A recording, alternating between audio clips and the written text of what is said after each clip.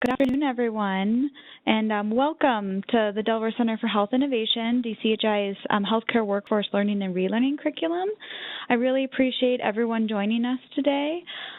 Specifically, today we're going to be focused on Module 2, which is Population Health Management and HIT enablement. So again, making sure that our EMRs and our data is working to help take care of all of the patients in our practice. And today's conversation is specifically going to be geared towards pediatric patients. So even if you're a family medicine practice, we'll be focused specifically on PEDS data and population health management and how it differs in PEDS practices or family medicine practices that are serving kiddos, as it's very different than adults. So what I would like to do, if we can actually, is I've seen a couple people type into the chat in terms of that they're here and what type of practice, but it would be really helpful to know who's on the line today. So if we can just unmute folks. Also, if you see an X next to your name or like a microphone with a red slash through, that means you're muted. So just hit that and we'll introduce ourselves. So it looks like everyone's still muted. Love to hear your name and what type of practice you're with. Great. Go ahead and introduce yourself, Pamela.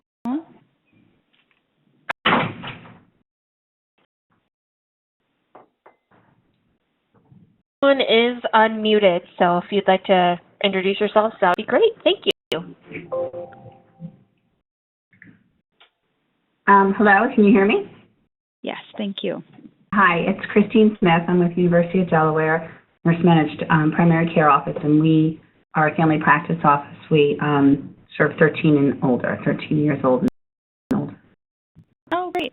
Thanks, Christine. Thanks for joining on the call with your representation of young people. I appreciate it. Mm-hmm. Else available to introduce themselves? Hi, Jacqueline. It's Bhavna. I'm on the line as well. Perfect. And I'm coordinating the Workforce Curriculum Development Project at UD. Great. Thanks, Bhavna. Appreciate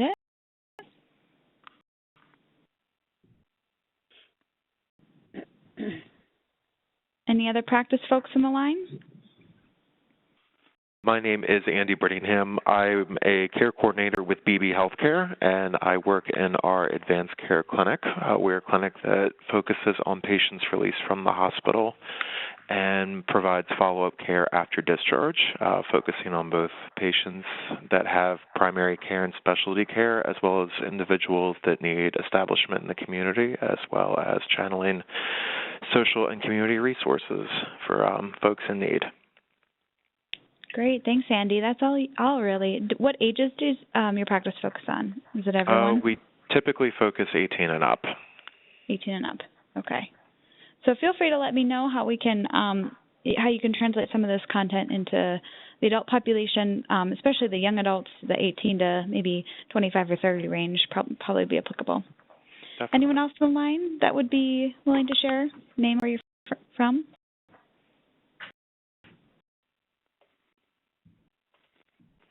Okay. Well, again, feel free to keep yourself unmuted unless you have some background noise you need to mute yourself, and you can always type into the chat as well. So as I had mentioned, today we're really going to focus on talking about the pediatric patients and how we do population health management for those folks. One thing I do want to say with so few individuals on the line is that really the greatest value of these community learning calls comes from when we share with each other, when we ask questions, when we have sort of innovative solutions maybe our practices have tried, or different perspectives. So please feel free. This is going to be a very conversational community learning call and not didactic in nature. So definitely want to hear your perspectives, where you're coming from. And I'll do my best to make sure that we address any questions you have, and if not, I'll follow up with them after.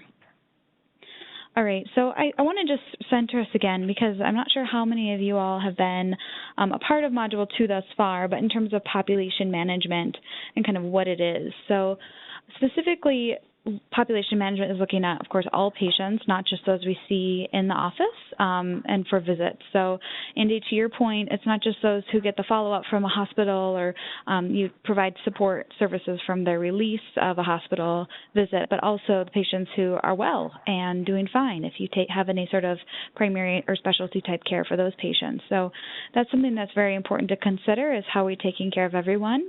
And when we think of peds and kiddos, whether that's 0 to 13 or, Christine, to your point, 13 and above, really want to make sure that those patients are receiving the right services to keep them well and the preventative medicine so that they don't become ill. So the data component of that is really understanding, well, what are the needs, who needs what, and that's usually based on age and any sort of conditions or social determinants, and what services. So that could be things such as discharge and release services for acute needs, and or it could be more chronic needs as well as just prevention. And when, right? So really following some of those evidence-based clinical guidelines that your providers and your practices have adopted, and making sure to measure those successful health outcomes. So one of the most helpful resources in my extensive work with pediatric practices and how peds really differ from adult patient care, especially in preventative medicine, is really looking at this diagram here. So often in adult medicine, we focus about 80% of our time on 20% of our patients. So thinking about those adults that have comorbidities, have uncontrolled conditions, and are maybe higher utilizers, so going to the emergency department and hospital. That's where most of the effort tends to lie, is with those adults that are perhaps risk stratified at a higher level. But when we think of peds, it tends to be a little different. So actually, the majority of our time is spent at the bottom here on wellness promotion. So when we think of peds, it's a lot of well-child checks, screenings, immunizations. A lot of our data stems from, are we providing them with the right services so that way they'll continue to be healthy and thrive? There's that moderate risk tier, so supported self-care. And of course, it looks different for a kiddo than it does for an adult. So chances are a 13-year-old isn't driving themselves into the doctor's visit. So when we think of supported self-care, this might be something as simple as trying to increase the well child checks or the annual well exams, right, for maybe 13 to 18-year-olds. And if they can't drive themselves, they're really dependent upon their family or caregivers to get the care they need. So that supported self-care in a pediatric practice or family medicine practice serving peds really looks at, how do we make sure to address any sort of barriers to getting the wellness care that peds patients need. So that could be anything from transportation vouchers, alternative kind of visits, making sure kids get what they need.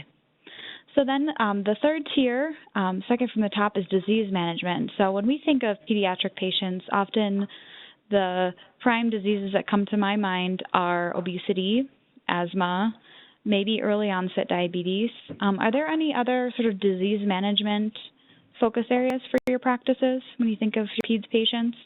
You can either type it in the chat or just verbally speak it.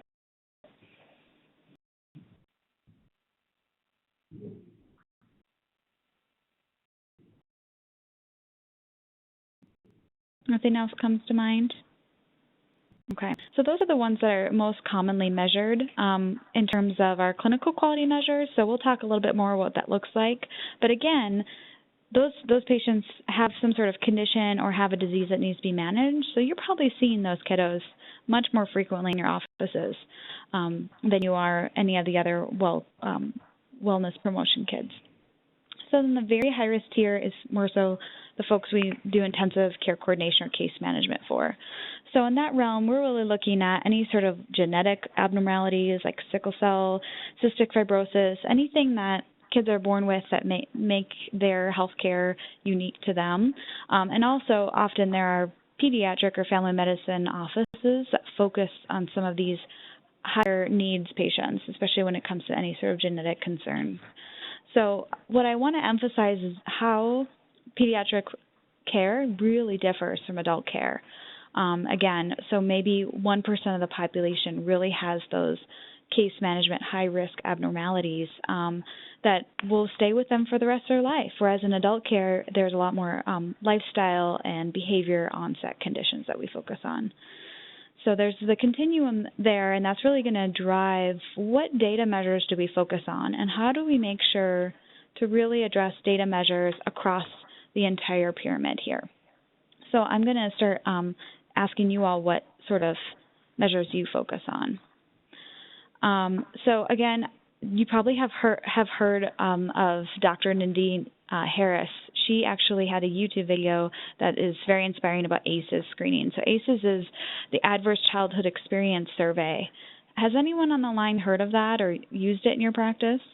You can just say yes, or you can type it into the chat. I'm really curious what sort of work you've done related to ACEs.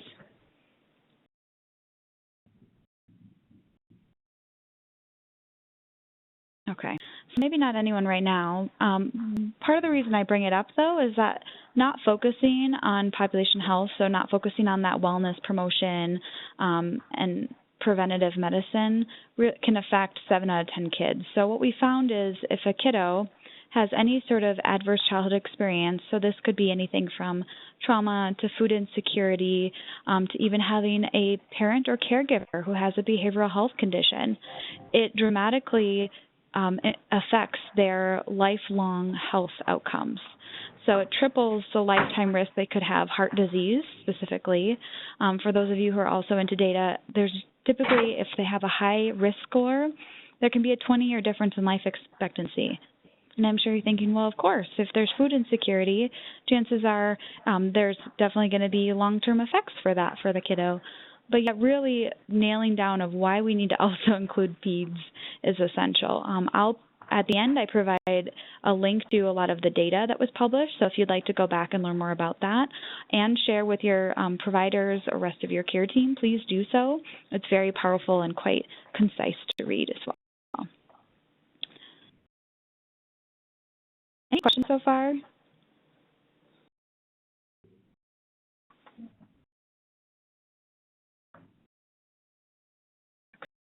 So what does this actually mean? So as an example I provided earlier, chances are a 13-year-old is not able to bring themselves to their well child check, so we need to start shifting how we focus on pediatric patients and realizing that kids don't function independently. Very much they're impacted by their family, by their caregivers, by their social environment, school, etc. So when we think about that third risk state of disease management, and we all of a sudden have a family of kiddos who might be experiencing pediatric obesity, chances are that also needs to be addressed and incorporated with their family or home environment as well. So we really need to be shifting how we're taking care of the kid needs to be beyond just the actual patient. Again, the importance of maternal and family health. So one of the indicators of an adverse childhood experience in that ACEs screening is any sort of parental or caregiver behavioral health concerns. So a great example here is if mom experiences any sort of depression, more than likely that's going to have a impact on the kid, whether that's short-term or long-term, depends, of course, on the severity. So the importance of thinking about the family and making sure that even if I didn't hear any pediatric offices on the phone yet, but even if you are just a peds office, how do you make sure the family is getting the care they need? So perhaps Christine and Andy in your more family medicine approach practices, chances are you can get the care provided to the family. But at the same time, we want to make sure that the parents are actually following through and getting it. So the third thing listed there is just the role of social determinants. So again, this is listed in the Adverse Childhood Experience Survey, but really just thinking about, again, is the kiddo experiencing any sort of food insecurity, housing insecurity? Are there any sort of trauma situations such as violence or neglect going on in the home? Because that has a significant, and research has shown over and over, outcome to the kiddo's well-being and physical health.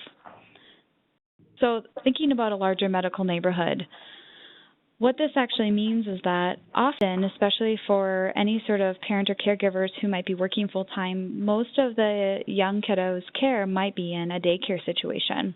And if that's the case, chances are that daycare provider, whether it's a nanny or a larger system, probably knows a lot about the development and health of the kid beyond what the caregivers can truly understand.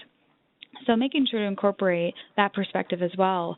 Often we ask developmental ASQ screening questions in well child checks for young kiddos, and yet we don't think to ask people who are actually spending the most time with the young kids in their waking hours. And again, larger medical neighborhoods, so school, how do we make sure that if a school nurse or any sort of school-based health clinic identifies, you know, this young person's really not feeling well, maybe they have any sort of pharyngitis and we need to appropriately test for pharyngitis, how are we as a primary PCP actually getting that kiddo in, and how are we coordinating care to make sure they're taken care of? And one thing is very important to notice, too, is that often for most of the risk categories from the previous triangle, most of the cost is actually just in that high-risk 1% case management. So again, thinking about any young people that might have more so genetic or lifelong abnormalities that they need to manage throughout their life. So we won't see a whole lot of long-term cost savings. And most of the interventions we do are relatively inexpensive, such as screenings, immunizations, well child checks. So it's very much important and yet not always a focus when we have a family medicine type practice to make sure we're giving the right care to the young kiddos. So I'm curious, what all have you focused on in your clinics when you think of those pediatric patients? Where do you spend your time and what sort of data do you tend to focus on?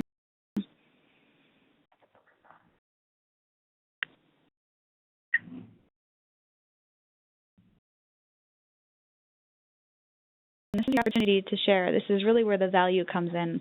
Hearing me speak all day are just examples. So please share with each other, and it's a chance to learn from one another.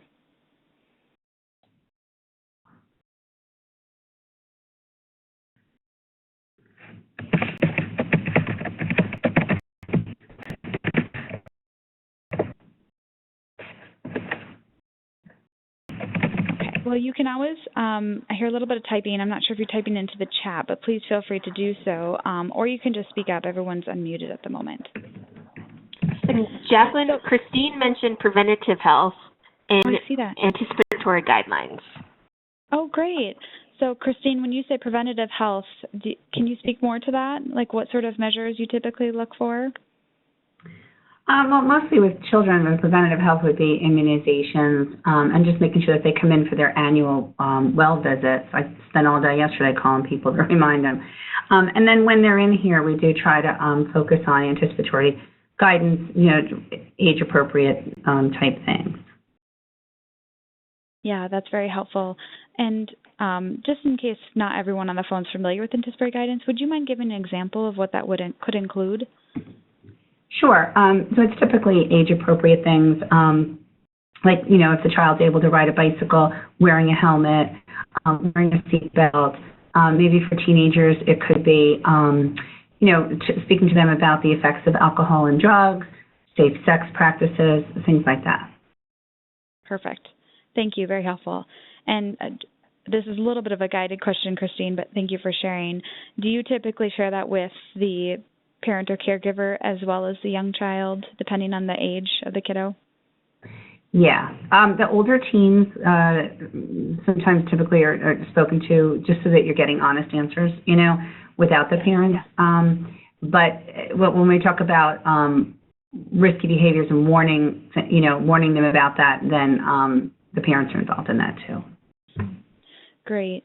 Thank you so much for sharing that process, and I think that's a huge nuance. Is there's definitely that shift from the pediatric patient actually being kind of a dependent and underneath the parent, right? They're not able to fully understand what would anticipatory guidance mean, and then eventually as they reach their young adult lives are able to finally make some of those decisions, and to your point, actually answer honestly if they're having a private visit. So great. Thank you for sharing, Christine. Yep. Folks on the phone focus on, you can either type it like Christine did or just speak up. You are unmuted.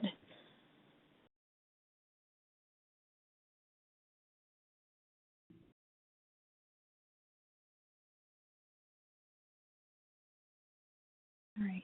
Well, we'll move on, but please feel free to chime in what you're doing because, again, that's where a lot of the value of these calls come from is when we're sharing. So absolutely want to mirror off of what Christine shared. Thank you so much in terms of data that can help. I'm going to mirror this these comments and this data specifically to the triangle, the wellness and health promotion triangle I shared earlier. So when we think about those highest risk patients, absolutely there's many complex factors that play in. So often the actual clinical data or coordinated data across specialists really require a keen eye and isn't something probably that you pull on an aggregate level.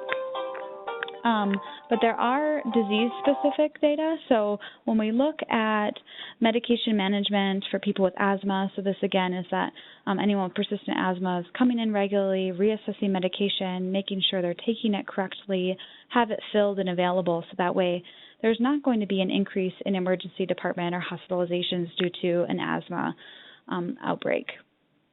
Other conditions, so I'd already mentioned this, really looking at weight assessment and counseling for nutrition and physical activity, so focusing on those pediatric obese patient populations. And again, there's multiple types of data here to really focus on either through your EMR or a registry.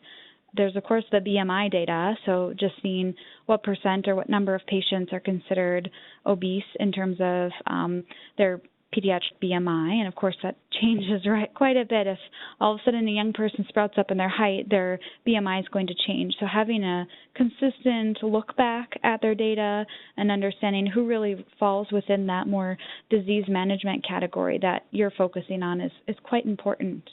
And that's typically more of a process clinical quality measure, right? So do we have a BMI for folks? Is it up to date? And where does that mean they fall in terms of their health outcomes? And then there's more so outcome data in terms of are we able to actually show that a certain BMI increases any chances of comorbidities? How are we making sure that those young people can hopefully decrease their BMI and get healthier? So part of that also is definitely necessary to look at.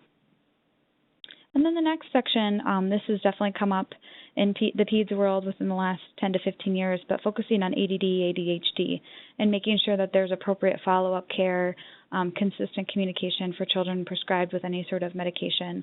And I would say in terms of condition-specific, I'm sure you've all seen this in your practices, there's quite an influx of behavioral and mental health conditions in young people, unfortunately, whether that's anxiety, depression, ADD, ADHD.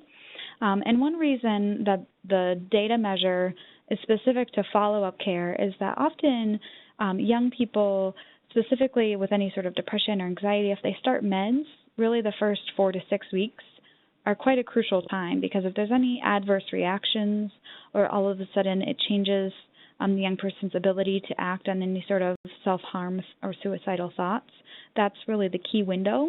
And that's why we want to make sure that any sort of behavioral health or mental health prescription medication, there's the appropriate follow-up care. So again, if you're not already looking at that data, make sure to see if your EMR can pull it for you and how you're taking care of all the patients in your population.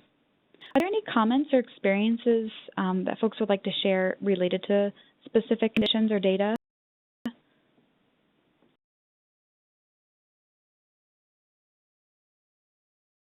I will say, even though our clinic doesn't have a specific pediatrics approach, we have done a fair amount just focusing on a few condition-specific focuses, specifically post-discharge, such as CHF, COPD, diabetes. Again, not the PEDS world, but taking the energy and the efforts to actually look at those specific diagnoses and try and tackle them head on. We have noticed a significant reduction in readmissions and usage of the ER department through specific patients, ones that were coming in regularly where we would see once every 2-3 weeks.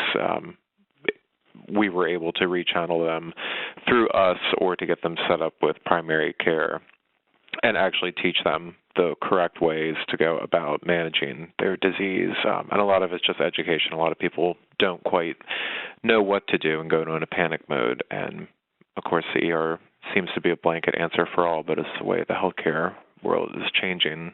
That's not the answer for everyone.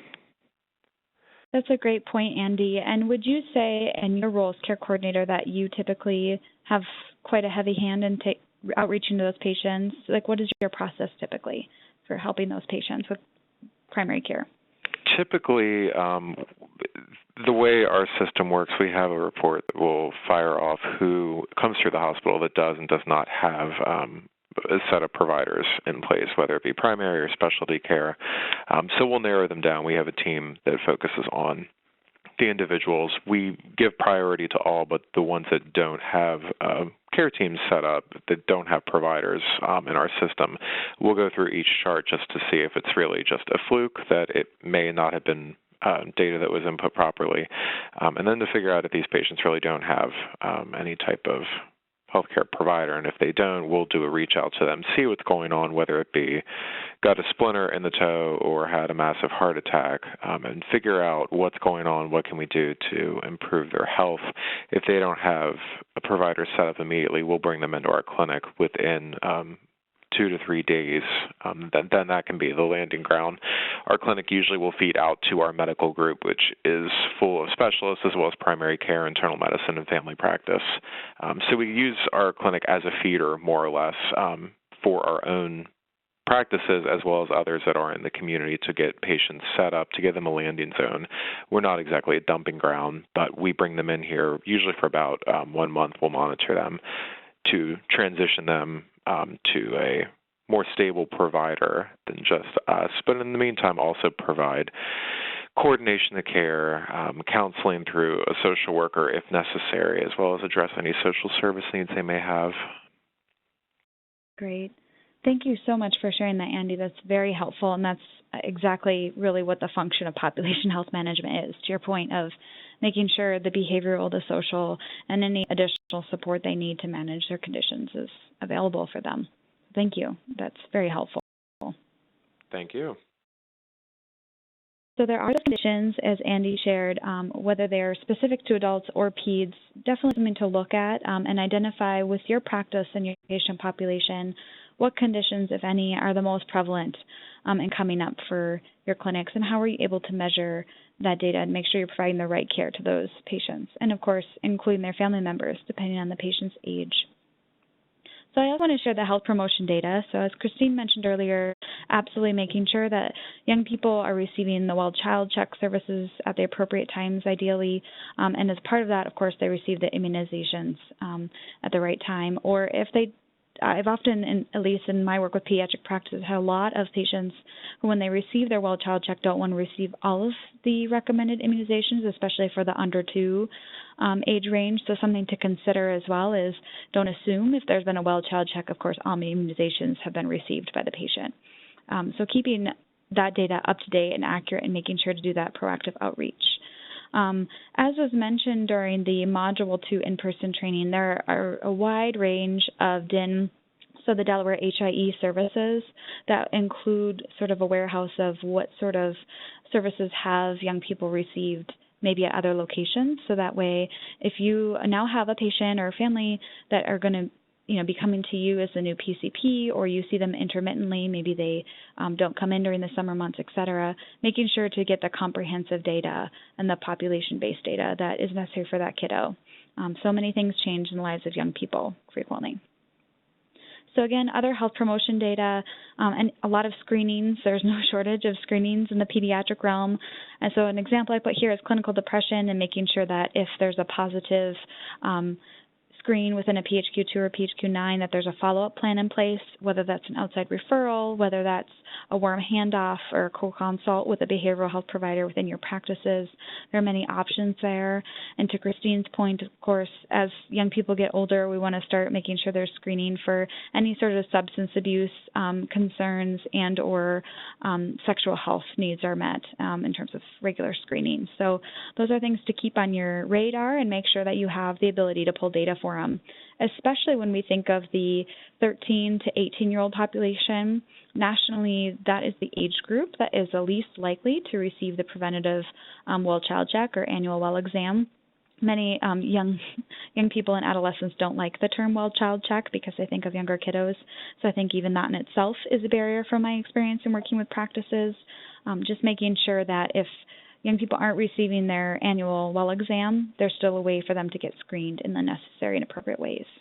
And again, immunization. So this is really the life expectancy, or across the entire life expectancy, making sure whether it's from a newborn all the way through an adult, they have the right immunization. One of the popular data sources, particularly with payers, is specifically immunizations for adolescents. So be sure to look at what immunizations you're able to actually pull reports for, and if there are any gaps in being able to identify immunizations that have or have not been received for your patients. Often, especially practices that have a high pediatric patient population, will focus on the 0 to 2 range. That's a very common one. Immunization status for very young children, but adolescents are absolutely necessary as well. So making sure you can capture and utilize that data. And then family caregiver data, right? So this is really the next level. For folks that are in a pediatric-only practice, this is often very daunting. I cannot tell you how many pediatricians I have worked with that have said, there's no way I want to do a maternal depression screening when I'm doing a well-child check for a new patient or a patient that they're the PCP for, because they, of course, can't provide the direct services to that mother or that caregiver. It's very important to make sure that you're connected to your medical neighborhood, because the impact of any sort of family and caregiver disease or just temporary healthcare need is significant on young kiddos. So figuring out a way to coordinate care and refer out for those services for the patient's family and caregivers is essential. And those of you who are in family medicine practices, hopefully it's a little easier workflow. I've heard many family medicine practices that I've worked with have started to implement maternal depression screening or doing any sort of assessment for social determinants of health, really focusing on the entire family. And I'm not sure if you all have tried this in your practices, I'd be curious to hear, had many family medicine practices that have started to implement family visits. So that's not always popular, but if a parent has to take time off work to get their kiddos in for a well-child check, let's make sure to get the adult taken care of to the extent we can as well. Make sure they get the right screenings, immunizations, etc. So family visits is a great alternative visit type to make sure to take care of everyone in the family. I wonder if anyone else on the phone would like to share what sort of data they collect and how they use it in their practices when they think of their pediatric patients.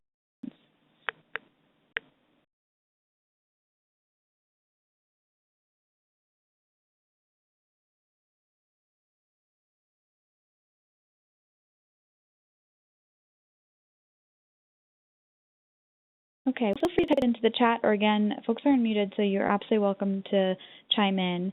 I would like to talk a little bit more about data, so to both Andy and Christine's point about the data that is used, I'm curious how you actually collect the data. There's so many ways that data is entered. I just would like to get a sense on the phone of who's collecting data and what method. So we're going to open a poll at the moment, and the question I have for you all is, how are you all collecting your data? So Heather, let me know when the poll's up.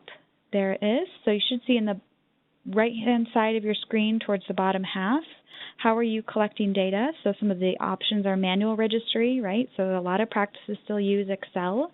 Your EMR, electronic medical record, or if you use the term EHR, electronic health record. Payer data, so a great example here with PEDS patients is Medicaid. We don't collect any sort of data or other. I'm not sure if there's something I missed, but those are the common data collection methods I've identified. So please feel free to click on your data collection methods, and we'll see how folks are collecting data. We'll give it just another 30 seconds or so. And once you've answered your question, please be sure to hit that submit button so that we can actually get your poll question or your answer. Great instruction, thank you.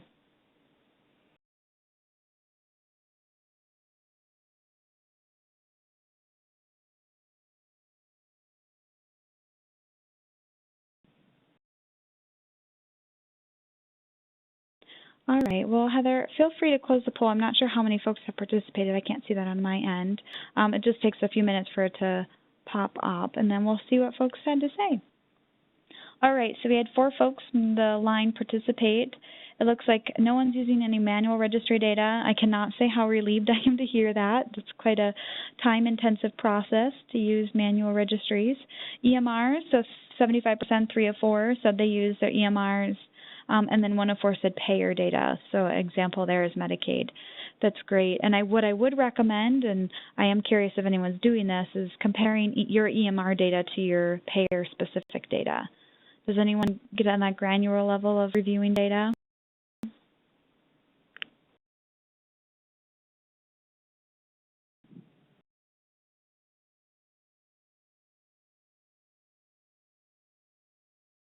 Very quiet on me today. We'll have to keep the energy up for a webinar format.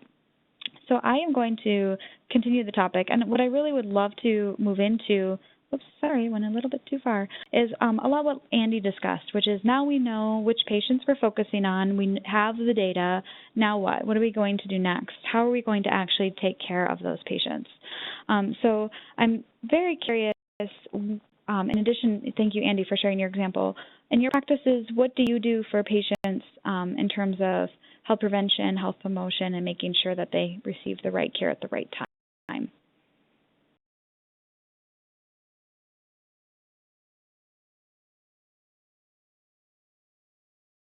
So again, feel free to type it in the chat or unmute yourself. A few things I've heard so far. Do you mean what we have on, what we do through our clinic? Yeah, what sort of processes? So a great example is Christine mentioned she's actually outreaching to patients that need a well child check and immunizations on a regular basis. So I'm just curious, what do you do in your clinics? Yeah, that's what we do also, and we always try to follow up with the well child. And we even do, like you said, when the parents don't want to have all the immunizations at one time, we'll do nurse visits so they can bring them back in for just a nurse visit and see the nurse for whatever other vaccines that they hadn't gotten in that day. Because we do get a lot of parents that don't want their kids to have so many vaccines at one time, only so many vaccines at one time. Absolutely. So I'm curious, if you wouldn't mind sharing, Lorena, could you tell me a little bit more about whom in your practice actually outreaches those patients? Is it an MA, a nurse, a care coordinator, all of the above? We have, well, all of the above. We also have a referral, too, that could do it for us. So, but most of the time it's the front desk and the MAs and the nurses. Great. And do you have some sort of like tickler system so that way the nurses and MAs can reach out to the patients?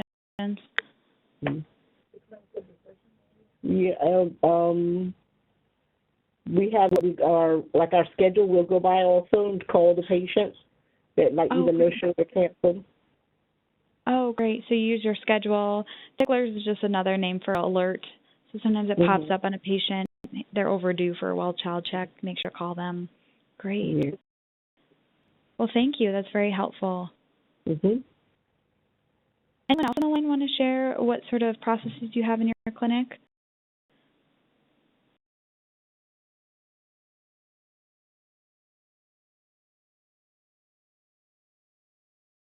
So in addition to what's been shared, I do want to say that other options in terms of what your clinics could consider, and maybe you have, and I just didn't hear those examples, are making sure to have a care compact or some sort of agreement with the medical neighborhood. So whether that's other practices that your patients might be seeing, such as specialists or behavioral health providers, anything of that nature.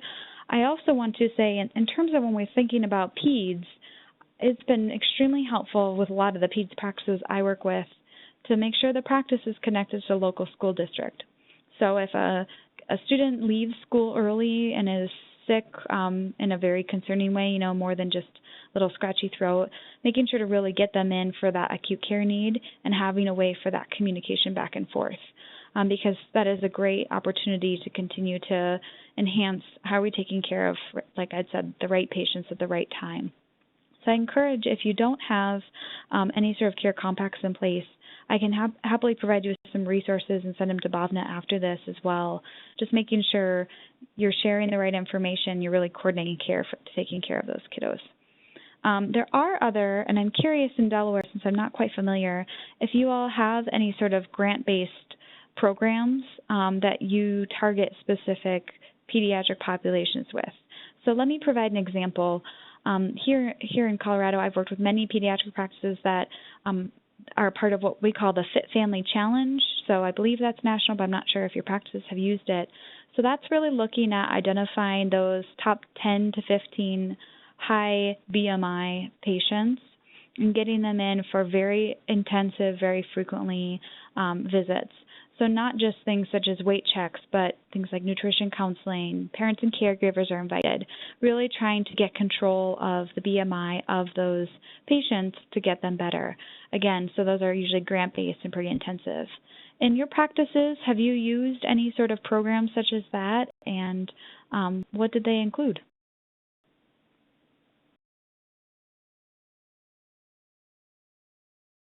We have a educator here that does see our pediatrics if they have to be seen for like nutrition and obesity. Great. So how are those patients identified typically? Is it based on BMI then? Yes. Okay, great. I'm curious, how many patients do you typically focus on? You mean how many you focus on? Do you mean how many we refer to them? Yeah, how many you refer to them, if you know how many patients actually use the services? Most of the time when we schedule them with her, most of them, I'll say, 50 to 75% of them go to their appointments and everything and see her and do the counseling and everything. Okay, wow, that's pretty incredible. It's a high rate. That's good to know. You have very engaged patients and family members. That's good to hear. And use any additional support services to take care of your pediatric patients? We also have a nutritionist on staff here and a dietitian, and we see some eating disorder patients, but I have no idea about the numbers, to be honest with you. We have exercise. That's okay. That's okay. I was not trying to put you all on the spot. I was just curious if you knew that. Great. And what I would say, and I'm sure you all are very well aware of this, but when you do have numbers such as, here's the services we're offering, here's how many patients we're touching, that's how you can really get some more funding and reimbursement to be able to offset the cost of nutritionists, any sort of behavioralists, et cetera. So certainly something to look into if you're not collecting it or they meaning a nutritionist in that FTE. Great. So another now what strategy, just kind of now we know the problem, what do we do about it, that is often underutilized is our patient family advisory councils. So typically when we think about patient family advisory councils, from my experience, most folks tend to focus on the parents, not also including the young people. So I would encourage you, if you don't already have one in your practice, to consider using either formal councils that meet maybe quarterly or just focus groups to say, we're really trying to improve our access to care and our hours so that way you can get seen when you need to, what's going to help with that, and really targeting some of that, because often young people have just as many ideas and solutions as their parents would. All right. So I just have to put this out there because I've worked with so many pediatric patients and family medicine practices that work with peds. Small interventions early have long-term outcomes. So I said that at the beginning, that of course if you take care of a kiddo, get them the preventative services, hopefully they will stay well throughout the rest of their life. I mean, that's really why a lot of us are also helping pediatric patients, but it takes a lot of patience, not patience in P-A-T-I-E-N-T-S, but patience as in Yoda has here. So a great example is I, within the last few years, worked with a pediatric practice that wanted to look at their highly obese patients. And what their goal was is if we get patients in, are regularly doing an assessment for weight and nutrition, aka getting their BMI, does that have any impact on their outcome? And as I mentioned earlier, it takes years to figure that out because many, especially young kiddos, can all of a sudden have a growth spurt and their BMI could change to a point where they're no longer in that 95% BMI percentile or above, et cetera. So really looking at your patient population, what they need, and understanding there's many variables in a young person's life takes a lot of patience and consistency in terms of data review. So if you are looking at long-term measures, please don't get discouraged in your practices and continue to do so, because it's absolutely worth the time and resources.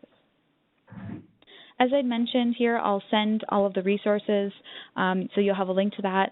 There's a very short YouTube video by Dr. Harris, again, about the adverse childhood experiences. So this is not only a research study, but also a screening tool that I've had many pediatric practices use, and I know what you're thinking, another screener for our young kiddos. And yet, similar to anticipatory guidance, many of the questions can be asked and staggered across the different visits a kiddo receives. So you could focus, you know, a well-child check, for example, on any sort of insecurity issues of do you have secure housing, do you have food insecurity, et cetera, and then focus other questions at a later time. So I just want you to take a chance to look at that, share it with your practices. It's very compelling. It just really has moved many of my practices in a way to look at population health management. So I also included the link there to the questionnaire. Up for questions and further discussion, I do want to share a quick save the date. So our Module 2, the 4th community learning call, so that's the last call of this module, is about EMR optimization. So we will be having a clinical health information technical advisor, so what we call here at Health Teamworks a CHEETAH.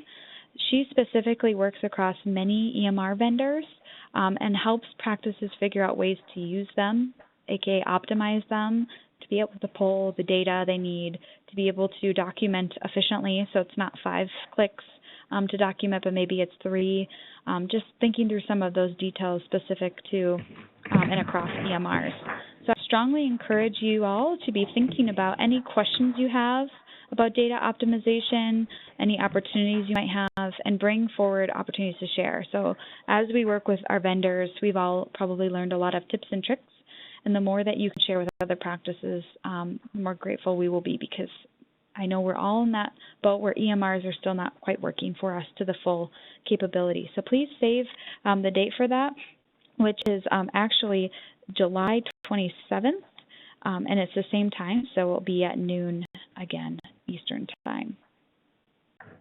So what questions do folks have? Any sort of discussion, anything lingering, unsaid?